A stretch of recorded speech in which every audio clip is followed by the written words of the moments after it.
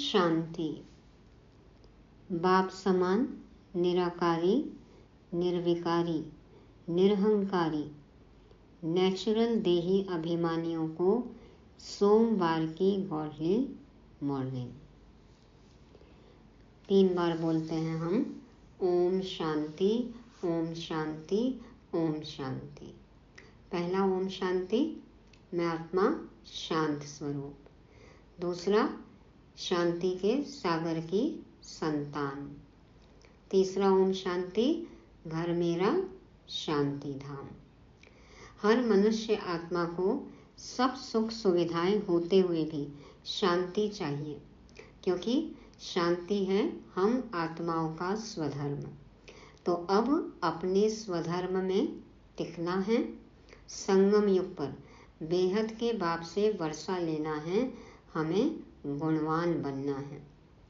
Centre पर जब कोई आते हैं तो उन्हें कैसे अटेंड करना है, बाबा आज समझाते हैं। ज्ञान सागर आकर हमें ज्ञान मोती देते हैं, तो अब कंकड़ पत्थर नहीं, ज्ञान रत्न ही चुगने हैं, गुणग्राही बनना है। बाबा मुरली मधुबन, ये है हमारे लिए घोर कलयुग में जैसे कि लॉटरी, बाबा मुरली और मधुबन। तो परखने की शक्ति बढ़ाकर सदा स्वमानधारी बनके सभी भटकती हुई आत्माओं की चाहना हमें पूर्ण करनी है, लेकिन श्रीमत अनुसार। तो सुनते हैं 25 नवंबर 2024 की श्रीमत। मीठे बच्चे, शांति का गुण सबसे बड़ा गुण है, इसलिए शांति से बोलो, अशांति फैलाना बंद करो। कम बोलो, धीरे बोलो, मीठा बोलो। जरूरत नहीं है तो चुप रहो, मत बोलो, शांत रहो। बाबा कहते शांति का गुण सबसे बड़ा गुण है, इसलिए शांति से बोलो, अशांति फैलाना बंद करो। जोर जोर से बोलना, अशांत खुद भी रहना, औरों को भी अशांत करना, ये सब अब अलाउड नहीं है। शांति से बोलना है, बहुत प्यार से बोलना है, मीठा बोलना है। प्रश्न है, संगम युग पर बाप से बच्चों को कौन सा वर्षा मिलता है? गुणवान बच्चों की निशानियां क्या होंगी? उत्तर में बाबा कहते, पहला वर्षा मिलता है ज्ञान का, दूसरा शांति का और तीसरा गुणों का। तो ज्ञान, गुण, शांति, ये हमारा वर्षा है संगम पर। बाबा से हम ज्ञान सुनते हैं, पढ़ाई करते हैं, सीखते हैं, शांति का अनुभव करते हैं, गुणवान बनते हैं। तो ये है संगम योगी वर्षा। गुणवान बच्चे सदा खुशी में रहेंगे, किसी का अवगुण नहीं देखेंगे, किसकी कंप्लेन नहीं करेंगे। जिसमें अवगुण है उनका संग भी नहीं करेंगे। 63 जन्मों से आसुरी अवगुणी आत्माओं के संग हम रहते आए, तो अब समझ में आया कि क्या अवगुण है। तो बाबा कहते हैं अवगुण का संग भी नहीं करना है। कोई ने कुछ कहा तो सुना अनसुना कर अपनी मस्ती में रहेंगे। दुनिया तो वही है, आत्माएं वही हैं, सबका बातचीत व्यवहार सब वही है, लेकिन हमें बाबा मिला, हमें समझ मिल रही है। तो बाबा कहते हैं कुछ भी कोई सुनाता है तो हमें सुना अनसुना करना है, अपनी मस्ती में रहना है, ज्ञान डांस करते रहना है, बाबा के साथ मिलन मौज में मस्त रहना है, अतीन्द्रिय सुख के झूलों में झूलना है। ओम शांति। रूहानी बाप बैठ रूहानी बच्चों को समझाते हैं। एक तो तुमको बाप से ज्ञान का वर्षा मिल रहा है, बाप से भी गुण उठाना है और फिर इन चित्रों से भी गुण उठाना है। देवी देवताओं के चित्र हैं, श्री लक्ष्मी नारायण का चित्र है। तो बाबा कहते हैं बाबा से तो गुण उठाना ही है, बाबा के गुण देखना है। बाबा तो सब गुणों में सागर है, तो हमें तो मास्टर सागर बनना है। और ये जो देवी देवताएं हैं, दिव्य गुणों वाले मनुष्य हैं, इनको भी देखना है, इनसे भी गुण उठाना है। बाप को कहा जाता है शांति का सागर, तो शांति भी धारण करनी चाहिए। शांति के लिए ही बाप समझाते हैं, 1-2 से शांति से बोलो, यह गुण उठाया जाता है। ज्ञान का गुण उठा ही रहे हो, यह नॉलेज पढ़नी है। यह नॉलेज सिर्फ यह विचित्र बाप ही पढ़ाते हैं, विचित्र आत्माएं पढ़ते हैं। विचित्र आत्माएं कौन है? हम बच्चे। तो हम पढ़ते हैं, यह है यहाँ की नई खूबी जिसको और कोई जानते नहीं हैं। श्री कृष्ण जैसे दैवी गुण भी धारण करने हैं। बाप ने समझाया है, मैं शांति का सागर हूँ, तो शांति यहाँ स्थापन करनी है, अशांति खत्म होनी है। अपनी चलन को देखना चाहिए, कहाँ तक हम शांत में रहते हैं। बहुत पुरुष लोग होते हैं जो शांति पसंद करते हैं, समझते हैं कि शांत रहना अच्छा है। एनर्जी बचती है ना, ऊर्जा कितनी बचती है। दादी जानकी से सब पूछते थे कि आप इस उम्र में भी इतनी ऊर्जावान कैसे हैं, इतनी एनर्जेटिक कैसे हैं। तो दादी कहती थी, मैं अपनी एनर्जी वेस्ट नहीं करती। वेस्ट नहीं करते हैं तो और जनरेट होती है, क्रिएट होती है, और ऊर्जावान होते हैं हम। तो बाबा कहते हैं कि बहुत पुरुष लोग होते हैं जो शांति पसंद करते हैं, समझते हैं शांत रहना अच्छा है। शांति का गुण भी बहुत भारी है, परंतु शांति कैसे स्थापन होगी, शांति का अर्थ क्या है, यह भारतवासी बच्चे नहीं जानते। बाप भारतवासियों के लिए ही कहेंगे। बाप आते भी भारत में ही हैं। अभी तुम समझते हो, बरोबर अंदर में भी शांति जरूर होनी चाहिए। ऐसे नहीं कोई अशांत करे तो खुद को भी अशांत करना है। कोई ने रिमोट का बटन दबाया और हम अशांत हो गए। अपना रिमोट अपने पास में रखना है। ऐसा नहीं कि कोई अशांत करे तो हम अशांत हो गए। नहीं, अशांत होना यह भी अवगुण है। अवगुण को निकालना है, हर एक से गुण ग्रहण करना है। अवगुण तरफ देखना भी नहीं चाहिए। क्या गुण है क्या अवगुण है यह हमें भली भांति पता है।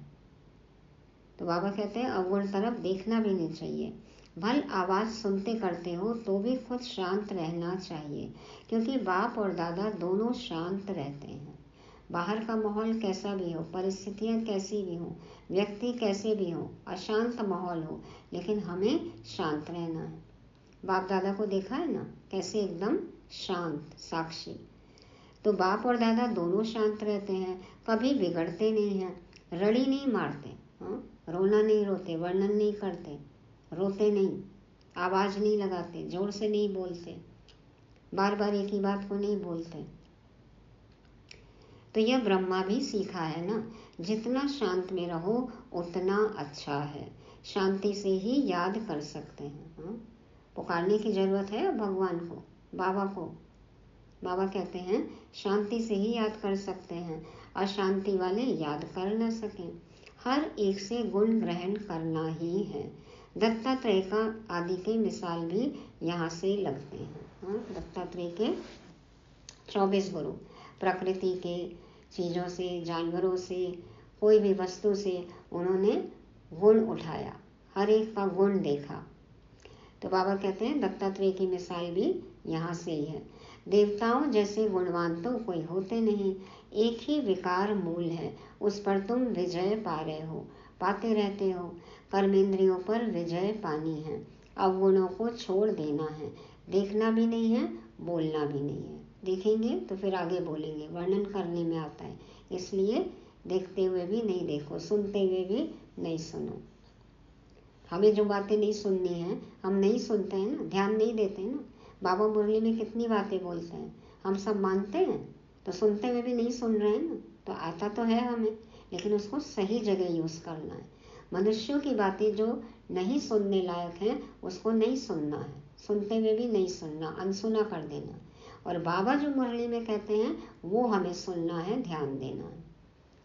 किसी से हम मिलना नहीं चाहते, वो सामने से आ रहा है, तो हम देखते हुए भी क्या करते हैं, अनदेखा कर देते हैं, जैसे हमने देखा ही नहीं। तो उसी तरह से जो देखने लायक चीज़ें नहीं है उसको देखकर भी अनदेखा कर देना है। बाबा कहते हैं जिनमें गुण हैं उनके पास ही जाना चाहिए। रहना भी बहुत मीठा शांत है। थोड़ा ही बोलने से तुम सब कार्य कर सकते हो। हम व्यर्थ में कितना बोलते हैं, सार में बोलना चाहिए, कम शब्दों में ही हमारा काम हो सकता है। तो सबसे गुण ग्रहण कर गुणवान बनना है। समझो सयाने जो होते हैं वह शांत रहना पसंद करते हैं। कई भक्त लोग ज्ञानियों से भी सयाने निर्माण चित्त होते हैं। कई भक्त लोग ज्ञानियों से भी सयाने निर्माण चित्त होते हैं, धारणाएं अच्छी हैं तो शांत रहते हैं। बाबा तो अनुभवी है ना। यह जिस लौकिक बाप का बच्चा था वह टीचर था, बहुत निर्माण शांत रहता था, दादा लेखराज जी के पिताजी। तो बाबा कहते कभी क्रोध में नहीं आता था, कभी क्रोध नहीं किया। तो जैसे साधु लोग होते हैं तो उन्हों की महिमा की जाती है, भगवान से मिलने के लिए पुरुषार्थ करते रहते हैं ना। काशी में, हरिद्वार में जाकर रहते हैं। बहुतों को बहुत ही शांत और मीठा रहना चाहिए। हम सब बच्चों को बहुत रहते भी हैं, और बाबा कहते तुम बच्चों को भी बहुत ही शांत और मीठा रहना चाहिए। यहाँ कोई अशांत रहते हैं तो शांति फैलाने के निमित्त नहीं बन सकते। कहने को हम मुख से ओम शांति कहें, लेकिन हमारी धारणाओं में शांति नहीं है तो लोग मानेंगे कि हम शांत आत्मा हैं। बाबा के बन के भी अशांति फैलाते रहते हैं तो शांति फैलाने के निमित्त बनेंगे, शांति दूत बनेंगे। अशांति वाले से बात भी नहीं करनी चाहिए।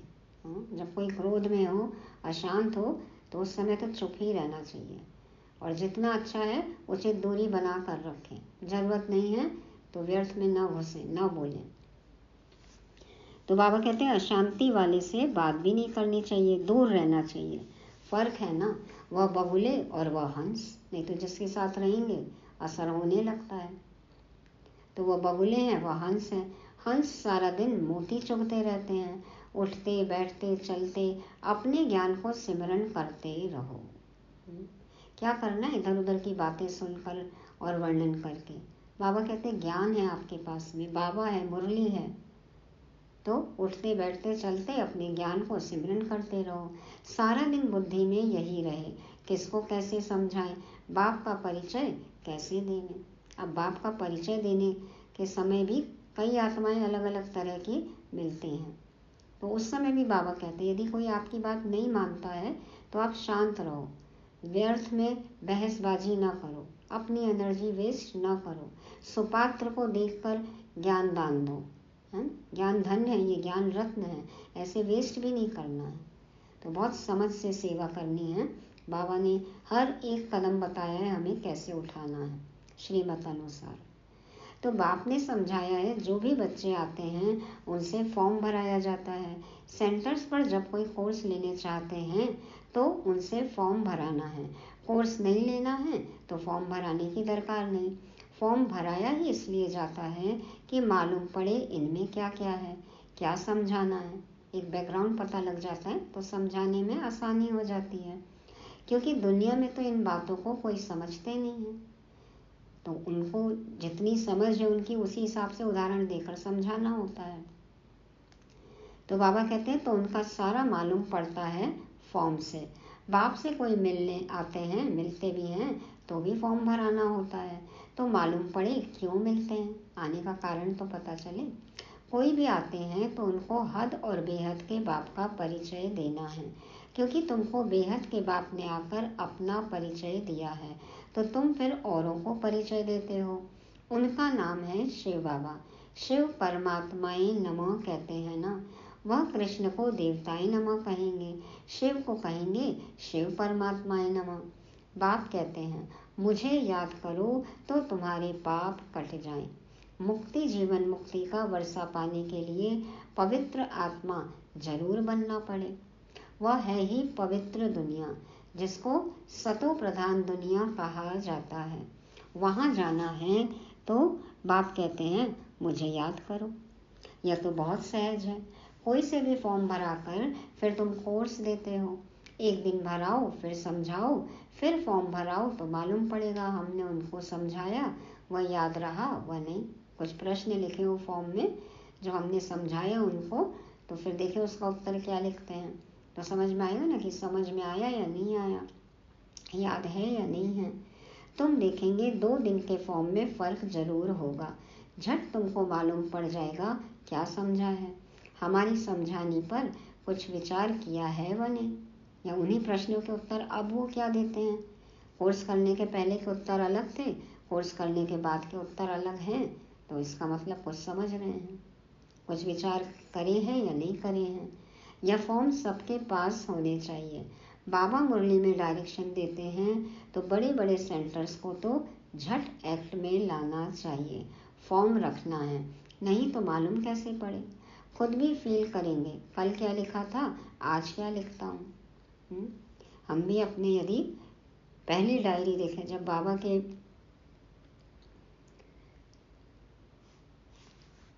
पास आए, बाबा का परिचय मिला, उस समय जो 7 दिन का कोर्स किया तो कैसे कैसे पॉइंट्स हमने नोट किए थे, क्या समझ थी उस समय, और अब इतनी मुरलियां सुनने के बाद अब क्या समझ है। तो पुरानी डायरी में यदि देखें तो उसमें है ना कि जो हमें एकदम नई नई बातें पता चली हम सब नोट करते गए। तो इसका मतलब पहले हमें कुछ भी नहीं पता था। या फिर यदि प्रश्नों के उत्तर पहले किसी ने भरे होंगे तो वो समझ सकते हैं, या किसी और संस्था में इस तरह का फॉर्म भरा होगा और वही प्रश्न यहाँ पूछा गया होगा और अब वो हमसे वो प्रश्न पूछा जाए तो फिर फर्क है ना सब में। तो ये इससे पता चलता है कि बुद्धि का ताला कितना खुला है। तो बाबा कहते हैं तुम देखेंगे 2 दिन के फॉर्म में फ़र्क ज़रूर होगा, झट तुमको मालूम पड़ जाएगा क्या समझा है, हमारी समझाने पर कुछ विचार किया है व नहीं। यह फॉर्म सबके पास होने चाहिए। बाबा कहते हैं बड़े बड़े सेंटर्स में तो होना ही चाहिए। फॉर्म रखना है, नहीं तो मालूम कैसे पड़े। खुद भी फील करेंगे, कल क्या लिखा था, आज क्या लिखता हूँ। फॉर्म तो बहुत ज़रूरी है। अलग अलग छपावे तो भी हर जाने, या तो एक जगह छपाकर सब तरफ भेज देवे। यह है दूसरों का कल्याण करना। तुम बच्चे यहाँ आए हो देवी देवता बनने। देवता अक्षर बहुत ऊंच है। दैवी गुण धारण करने वाले को देवता कहा जाता है। अभी तुम दैवी गुण धारण कर रहे हो। तो जहाँ प्रदर्शनी व म्यूजियम होते हैं वहाँ यह फॉर्म बहुत होने चाहिए, तो मालूम पड़े कैसी अवस्था है, समझकर फिर समझाना पड़े। बच्चों को तो सदैव गुण ही वर्णन करने हैं, अवगुण कभी नहीं। तुम गुणवान बनते हो ना, जिनमें बहुत गुण होंगे वह दूसरों में भी गुण फूंक सकेंगे।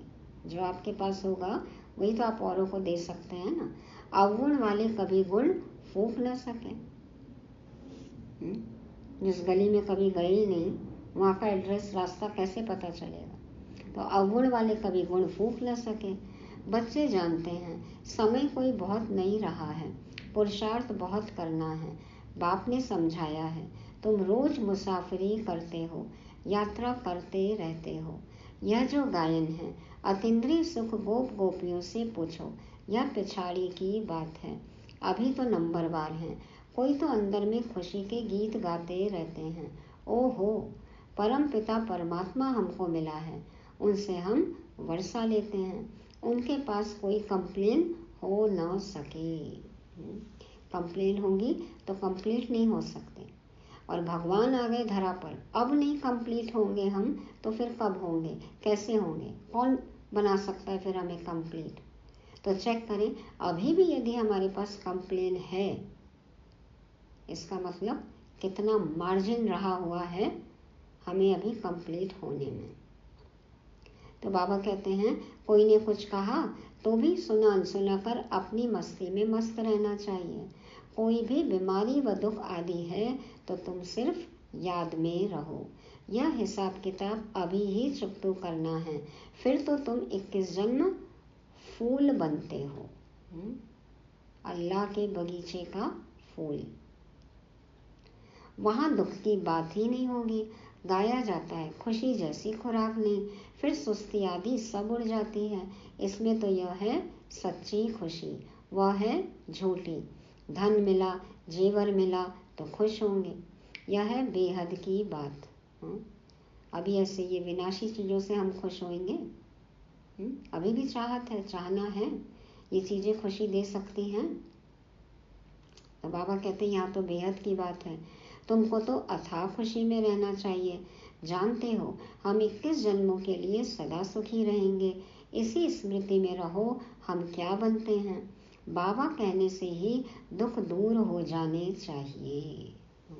बाबा बाबा मन में अजपा जाप चलता रहे, मन मना भाव, बाबा के बारे में सोचा, बस बाबा साथ में हैं तो दुख दूर ही है, दुख आएगा ही नहीं, दुख भासेगा ही नहीं। तो बाबा कहने से ही दुख दूर हो जाने चाहिए। यह तो 21 जन्मों की खुशी है, अब बाकी थोड़े दिन हैं, हम जाते हैं अपने सुखधाम, फिर और कुछ भी याद न रहे।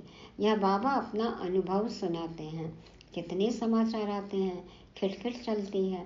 बाबा को कोई बात का दुख थोड़ा ही होता है। कोई भी अपनी समस्या हमें सुनाता है या डॉक्टर को अपनी बीमारी बताता है तो डॉक्टर प्रभावित थोड़ी हो जाता है। तो बाबा इतनी समस्याएं सुनते हैं, बच्चों की इतनी खिटखिट होती है, तो बाबा को कोई थोड़ी दुख होता है।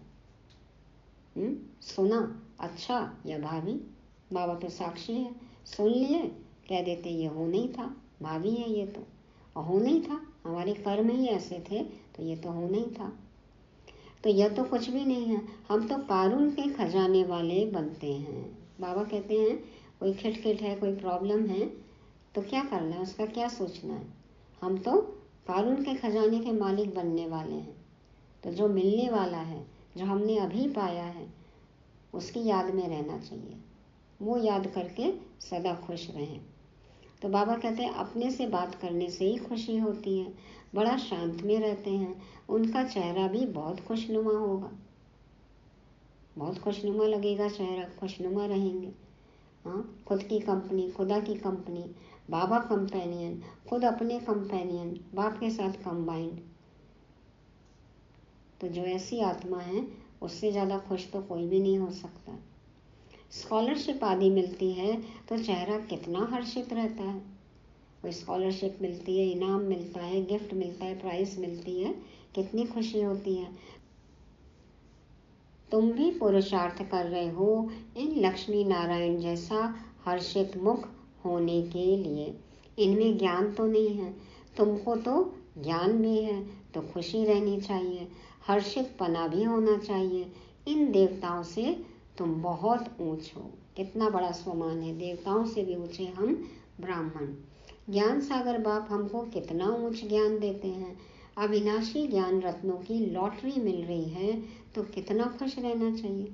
छोटी मोटी लॉटरी लगती है तो देखो कितनी खुशी होती है, और यहाँ तो अविनाशी ज्ञान रत्नों की लॉटरी है तो हैं सब खुश।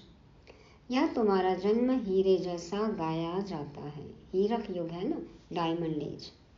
नॉलेजफुल बाप को ही कहा जाता है, इन देवताओं को नहीं कहा जाता।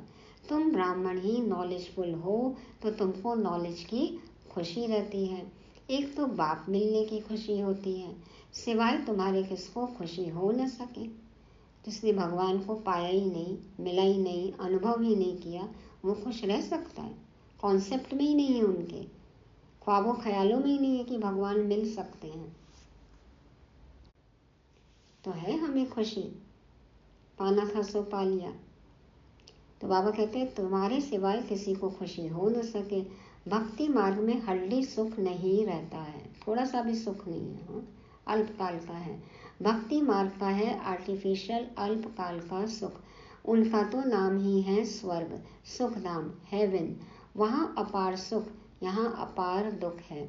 अभी बच्चों को मालूम पड़ता है रावण राज्य में हम कितना छीछी बने हैं, आहिस्ते आहिस्ते नीचे उतरते आए हैं। यह है ही विषय सागर। अब बाप इस विष के सागर से निकाल तुमको क्षीर सागर में ले जाते हैं। ऐसी अपवित्र दुनिया से बाबा हमें पवित्र दुनिया में ले जाते हैं। बच्चों को यहाँ मीठा बहुत लगता है, फिर भूल जाने से क्या अवस्था हो जाती है।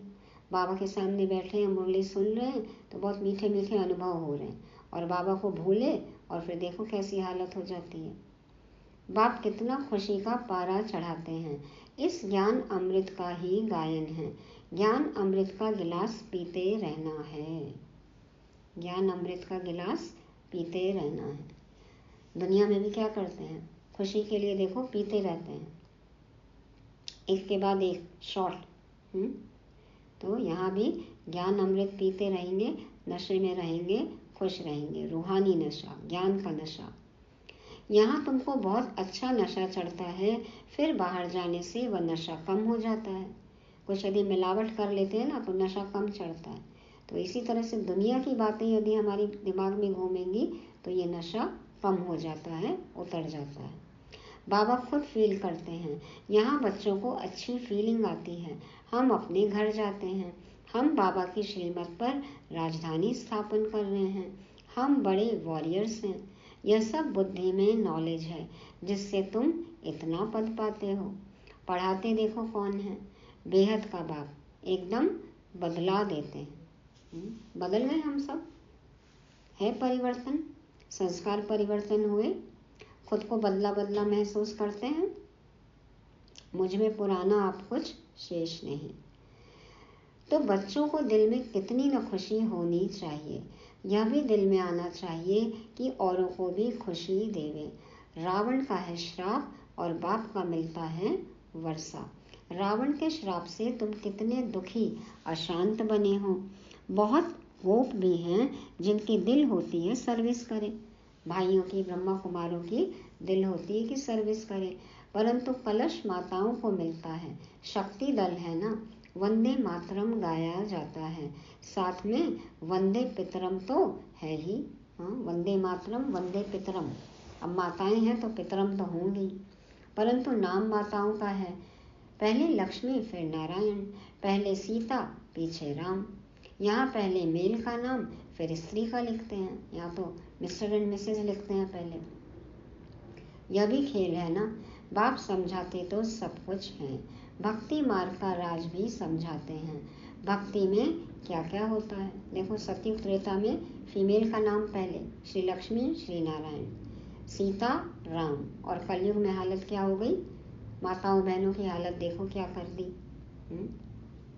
अब बाबा आए हैं, उठाते हैं, ज्ञान कलश माताओं पर रखते हैं, इसलिए वंदे मातरम का गायन है। तो बाबा कहते हैं भक्ति में क्या क्या होता है। जब तक ज्ञान नहीं है तो पता थोड़ी पड़ता है। अभी तुम सबका कैरेक्टर सुधरता है, तुम्हारा दैवी कैरेक्टर बन रहा है। 5 विकारों से आसुरी कैरेक्टर हो जाता है। कितनी चेंज होती है, तो चेंज में आना चाहिए ना। शरीर छूट जाए फिर थोड़ी ही चेंज हो सकेगी। जो परिवर्तन करना है, संस्कार परिवर्तन अभी कर ले। शरीर छूट गया तो फिर कुछ नहीं कर सकते हैं। बाप में ताकत है, कितने में चेंज लाते हैं। कई बच्चे अपने अनुभव सुनाते हैं, हम बहुत कामी शराबी थे, हमारे में बड़ी चेंज हुई है। अभी हम बहुत प्रेम से रहते हैं, प्रेम के आंसू भी आ जाते हैं। बाप समझाते तो बहुत हैं, परंतु यह सब बातें भूल जाती हैं। नहीं तो खुशी का पारा चढ़ा रहे। हम बहुतों का कल्याण करें। मनुष्य बहुत दुखी हैं, उनको रास्ता बतावे। समझाने के लिए भी कितनी मेहनत करनी पड़ती है, गाली भी खानी पड़ती है। हाँ, भगवान तक को नहीं छोड़ा। अभी तो देखो गाली के सिवा बात ही नहीं करते हैं। बाबा कहते हैं पहले से ही आवाज है, यह सबको भाई बहन बना देते हैं। हाँ, ब्रह्मा कुमारियाँ भाई बहन बना देती हैं या भाई भाई बना देती हैं, क्या कहेंगे।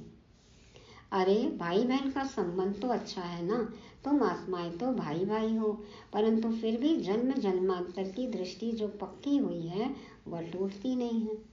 बाबा पास तो बहुत सारे समाचार आते हैं, सब तरफ से बाबा को समाचार मिलते हैं। बाप समझाते हैं इस छीछी दुनिया से तुम बच्चों के दिल हट जाना चाहिए। दिल हट रहा है या दिल और ही लग रहा है, ये चेक करना है। गुलगुल बनना है। कितने ज्ञान सुनकर भी भूल जाते हैं, सारा ज्ञान उड़ जाता है। काम महाशत्रु है ना। बाबा तो बहुत अनुभवी है। इस विकार के पिछाड़ी राजाओं ने अपनी राजाई गवाई है। काम बहुत खराब है। हाँ, जड़ जोरू जमीन, इसके पीछे ही सारे झगड़े।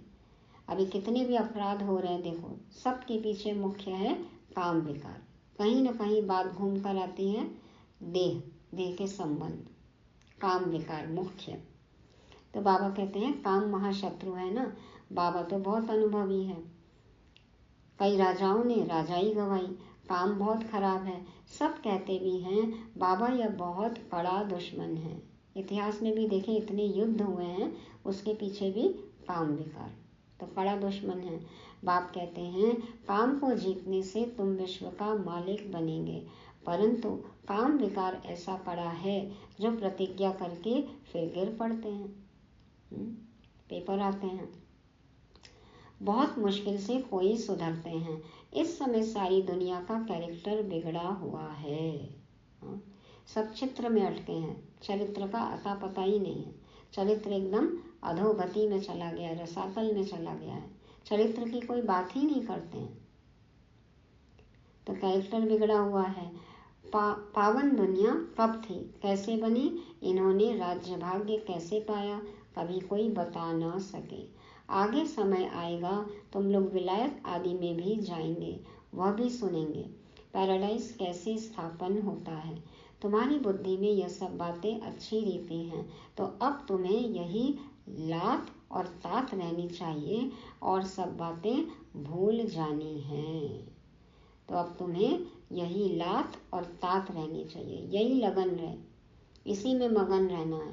पुरानी दुनिया को लात मारना है, नई दुनिया की तात रहे, नई दुनिया की तरफ मुख हो। तो ऐसी लगन, ऐसी मगन अवस्था चाहिए। बाबा कहते हैं और सब बातें भूल जानी है। जुनून हो, नशा हो, बाबा का, मुरली का, मधुबन का नशा। अच्छा, मीठे मीठे सिक्के लदे बच्चों प्रति माता पिता बाप दादा का याद, प्यार और गुड मॉर्निंग।